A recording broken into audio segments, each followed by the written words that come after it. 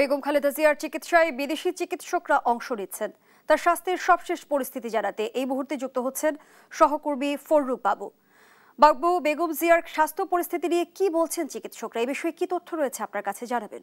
আপনাকে জানিয়ে রাখি যে এখন পর্যন্ত যে বিদেশি টিম রয়েছেন এবং বাংলাদেশের যে চিকিৎসকদের সাথে তারা যৌথভাবে কাজ করছে সেই বিষয় নিয়ে এখন পর্যন্ত গণমাধ্যমে কোনো তথ্য বিএনপির তরফ থেকে এবং সেই সাথে খালেদা জিয়ার যে ব্যক্তিগত চিকিৎসক রয়েছেন তারা কেউই এখন পর্যন্ত গণমাধ্যমে কোনো তথ্য দেয়নি। তবে আপনাকে এটি জানিয়ে রাখি যে খালেদা জিয়ার শারীরিক বিষয় নিয়ে উদ্বেগ প্রকাশ করেছে প্রধানমন্ত্রী নরেন্দ্র মোদী এবং তিনি বলেছেন যে সকল ধরনের সার্বিক সহযোগিতার জন্য ভারত প্রস্তুত রয়েছে। এবং সেই সাথে আপনাকে আরও জানিয়ে রাখি যে ইতিমধ্যে রাষ্ট্রপতির তরফ থেকে একটি আদেশ বের হয়েছে। সেই আদেশে বলা হয়েছে যে বেগম খালেদা জিয়াকে গুরুত্বপূর্ণ ব্যক্তি হিসেবে দেখিয়ে এবং তাকে এসএসএফের সকল ধরনের যে সুযোগ সুবিধা রয়েছে সেই সুযোগ সুবিধা রাষ্ট্রীয় দেওয়ার জন্য ইতিমধ্যে নির্দেশ দেওয়া হয়েছে। সেই নির্দেশগুলোর মধ্যে হিসেবে চলছে এবং সেই সাথে বিএনপি খালেদা জিয়ার যে রাজনৈতিক কার্যালয় রয়েছে গুলশানে, সেই গুলশানের কার্যালয় ইতিমধ্যে বিএনপি স্থায়ী কমিটির প্রায় টানা 4 ঘন্টার মতন বৈঠক চলছে। সেই বৈঠক থেকে এখন পর্যন্ত কোনো ধরনের সিদ্ধান্ত আসেনি। সেই বৈঠকে সভাপতিত্ব করছেন বিএনপির ভারপ্রাপ্ত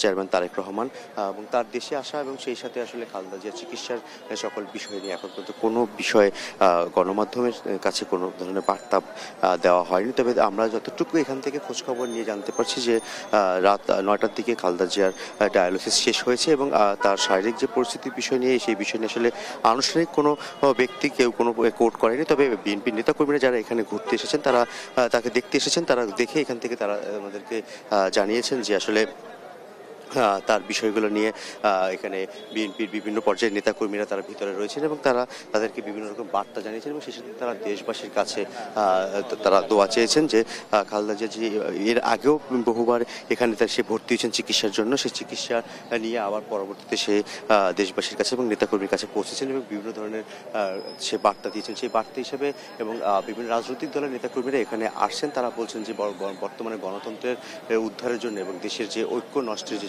রয়েছে সেই বিষয় নিয়ে ঐক্য ফিরিয়ে আনার জন্য খালেদা জিয়া বর্তমানে তার সুস্থ হয়ে ফিরে আসাটাকে গুরুত্বপূর্ণ দেখছে।